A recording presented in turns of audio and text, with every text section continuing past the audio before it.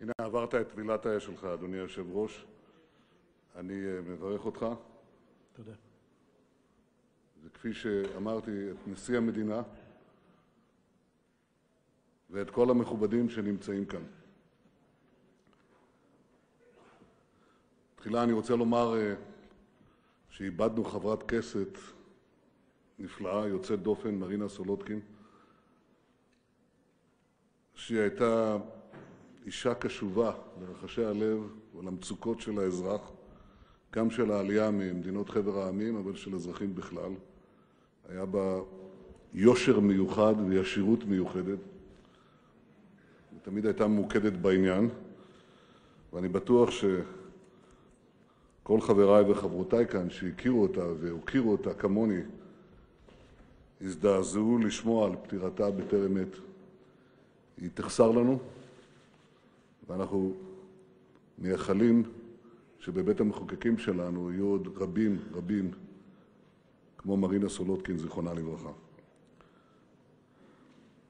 אדוני היושב-ראש, אני מבקש להודות מעומק ליבי לאזרחי ישראל על שהעניקו לי את הזכות הגדולה להנהיג את המדינה בפעם השלישית. ראש ממשלת ישראל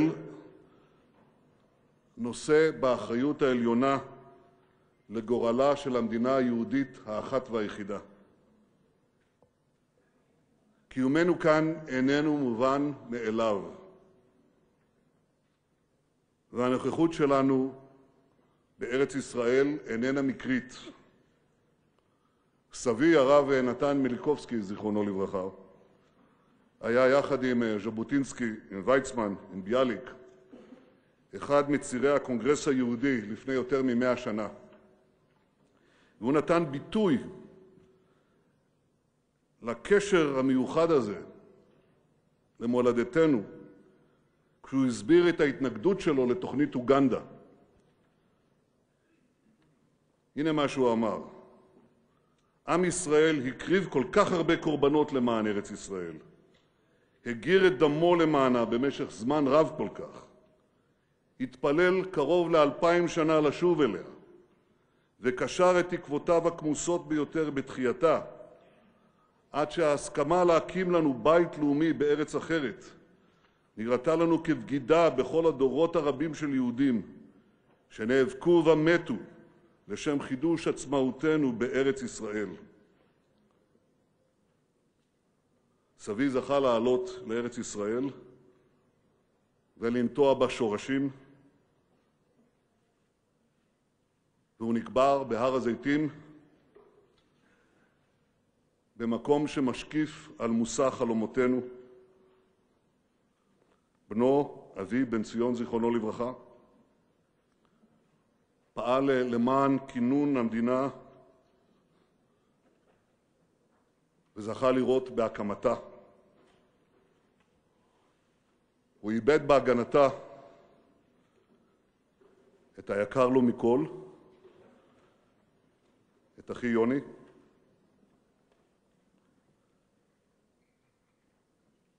ואני בנו עומד כאן בפעם השלישית היום כראש ממשלת ישראל. סבי נתן וסבתי שרה, אבי בן ציון ואמי צילה, ואחי האהוב יוני, זיכרונם לברכה, הם נמצאים כאן עמי היום, יחד עם משפחתי האהובה, רעייתי שרה וילדיי, ונמצאים כאן גם היום, ויגיעו גם בהמשך, בני משפחותיכם הנרגשים, ועמנו ניצבים כאן היום שרשרת הדורות של העם היהודי, שבכוח חזונם ותפילתם הגשמנו יחד את שיבת ציון וקוממיות עמנו. ואכן בכוח החלום, הדמעות והדם שנספגו באדמתנו ובאדמת הנכר, הקים העם היהודי את מדינת ישראל. מטרתנו העליונה היא להבטיח את עתידו של העם היהודי על ידי הבטחת עתידה של מדינת ישראל. אין עתיד לעם היהודי בלי מדינת ישראל. זה שורש הקיום שלנו. ועל כן עם כניסתנו למשרדי הממשלה וגם למשרדים בכנסת, אנחנו מקבלים פיקדון יקר מכל מאזרחי ישראל. הם בעצם מפקידים בידינו את המדינה, ומצפים מאיתנו שאנחנו נעבירה לממשלה הבאה במצב טוב יותר ממה שקיבלנו. על כן אני מבקש, ידידיי, בהזדמנות הזאת להודות שוב לחברי הממשלה היוצאת. ב4 השנים האחרונות ניווטנו בהצלחה את ספינת המדינה מול 2 סערות כבירות, סערה כלכלית עולמית וסערה ביטחונית אזורית. 2 הסערות הללו שכמותן לא ראינו כמעט 100 שנים, 2 הסערות הללו עדיין נמצאות בעיצומן. ב4 השנים הללו בנינו את גדר הביטחון שבלמה את המסתננים, הפסקנו את הירי היומיומי על ערי הדרום, הורדנו את האבטלה, שיפרנו את הישגי תלמידי ישראל, חיברנו את הפריפריה למרכז, החזרנו את גלעד שליט מהשבי, ועוד. 4 שנים לאחר מכן אנחנו גאים שהממשלה החדשה מקבלת לפיקדון ישראל חזקה יותר, משכילה יותר, משגשגת יותר. עכשיו, חלק חשוב מהיכולת שלנו להתמודד בהצלחה עם האתגרים שניצבו בפנינו, עם רובם, לא עם כולם, חלק גדול מאוד מההצלחה הזאת היה כוח השותפות. שותפות ושיתוף פעולה שרווח בין שרי הממשלה וחברי הכנסת במהלך 4 השנים הללו. אני מאמין שהממשלה החדשה יכולה להתנהל באותה רוח של שותפות, באותה רוח של שיתוף פעולה. אני מאמין, אני מקווה ואני מצפה לכך. אני מתחייב שהממשלה שלנו תפעל לשרת את כלל הציבור בישראל, לא רק חלקים ממנו, את כלל אזרחי ישראל, אלה שמיוצגים בקואליציה ואלה שמיוצגים באופוזיציה. אנחנו מייצגים את כולם. אני יכול להגיד לכם, ולא אגלה פה סוד מדינה, שמלאכת ההרכבה הייתה קשה. ידידי, אתה מחייך, אבל זה כמו קובייה הונגרית. הייתה דרושה הרבה תושייה ישראלית לסדר את הקובייה הזאת במקום. אתם יודעים, משהו מוזר קורה, אתה לא תמיד יודע אם כל ריבוע נופל בדיוק במקום הנכון.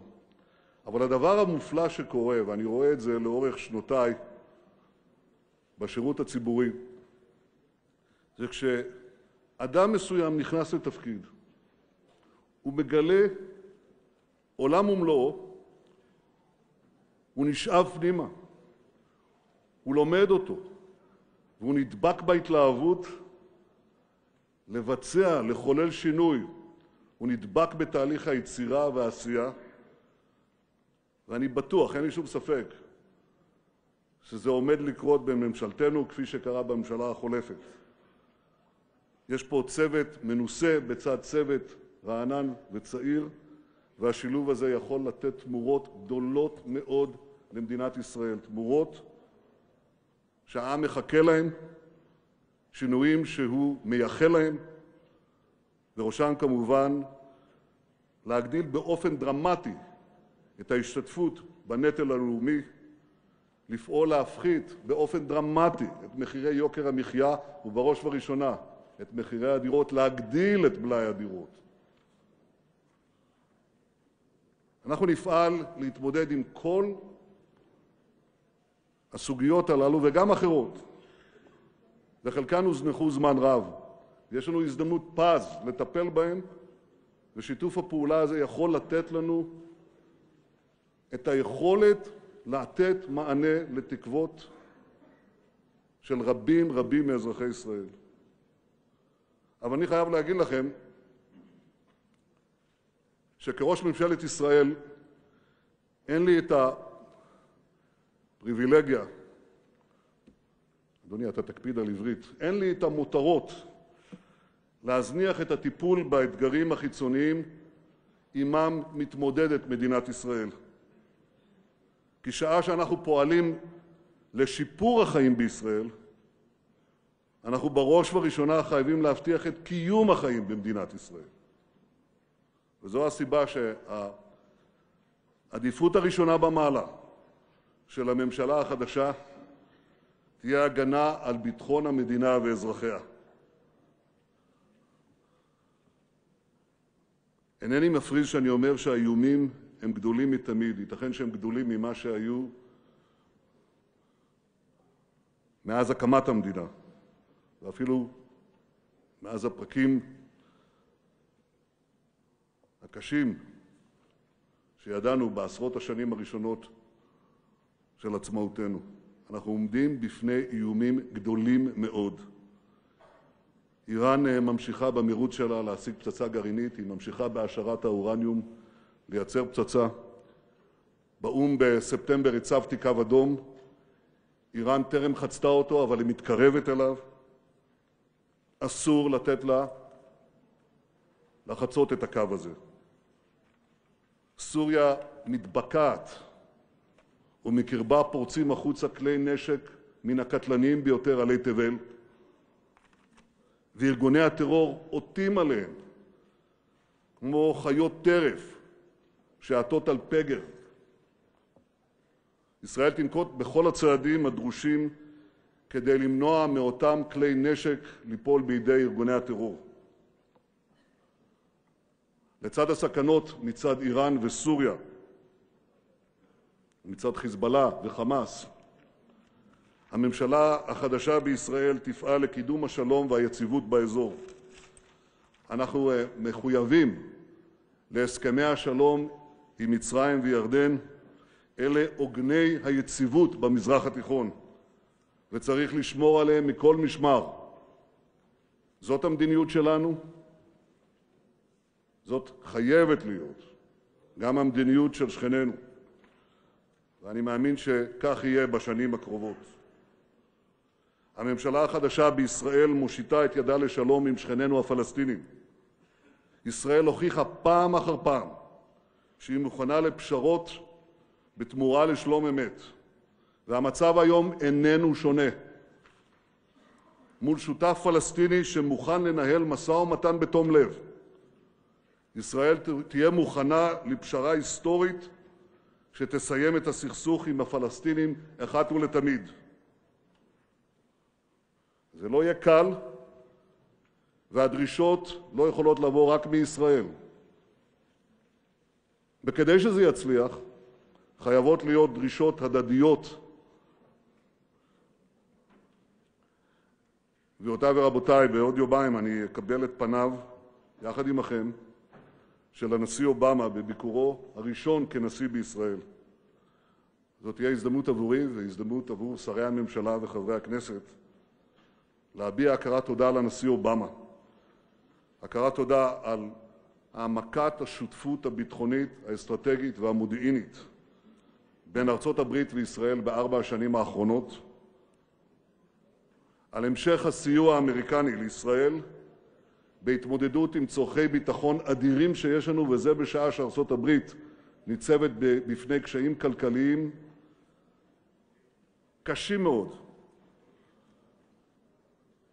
והערכה על התמיכה בכיפות ברזל, על ההגנה על ישראל באו"ם ועל דברים רבים נוספים, לא כולם ניתן לפרט. מעל הכל, הביקור הזה יעניק לישראל את ההזדמנות להביע את הכרת תודתנו עמוקה לעם האמריקני ולעומד בראשו, לתת ביטוי לידידות הזאת בין שני עמינו, שהיא, על פי בדיקות אובייקטיביות, כך אומרים לי אתמול, בשיא של כל הזמנים.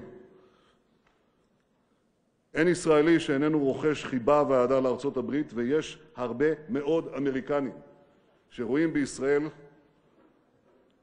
את בעלת בריתה האיתנה, בין האיתנות ביותר של ארצות הברית ברחבי העולם. אני מצפה לדון עם נשיא ארצות הברית באתגרים הגדולים שניצבים בין שתי המדינות שלנו, ולעבוד יחד איתו ב4 השנים הבאות כדי לקדם את השלום והביטחון באזור. המזרח התיכון עובר היום תמורות היסטוריות. אמרתי שהתמורות הללו טומנות בחובן סכנות גדולות לישראל, אבל הן גם טומנות או מייצרות הזדמנויות מסוימות. ממשלת ישראל החדשה תידרש לגלות מספיק אומץ לב כדי להדוף את הסכנות הללו, ומספיק תבונה ותושייה כדי לנצל את ההזדמנויות. שעה שננווט את מדינת ישראל במים הסוערים שלפנינו, אני מבטיח לעם ישראל שלעולם לא נשכח את האחריות הכבדה המונחת על כתפינו, להגשים במלואם את חלומות אבותינו, להיות עם חופשי בארצנו ולהבטיח את עתיד עמנו.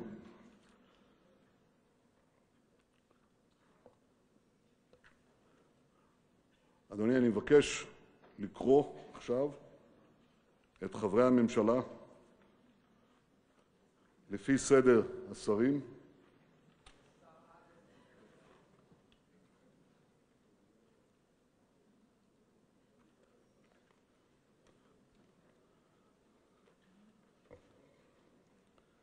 בנימין נתניהו, ראש הממשלה, שר החוץ ושר ההסברה והתפוצות.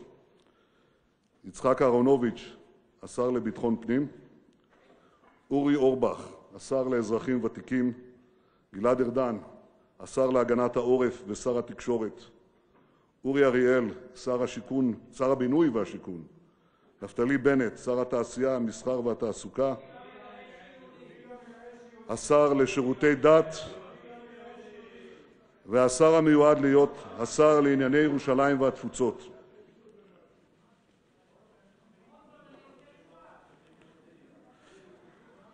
בבקשה, אדוני ימשיך. יעל גרמן, שרת הבריאות. משה יעלון, שר הביטחון.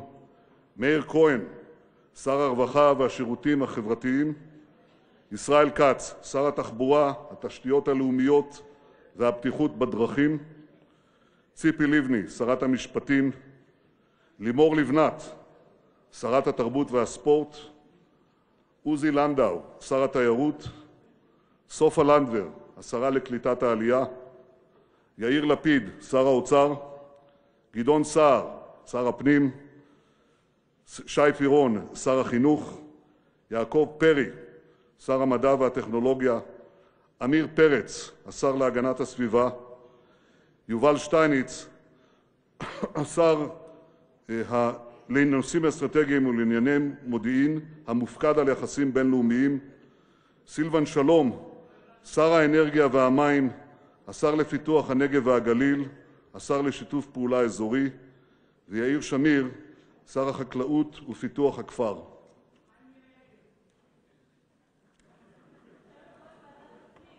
תודה רבה, אדוני. אני מודה מאוד לחבר הכנסת בנימין נתניהו, ראש הממשלה.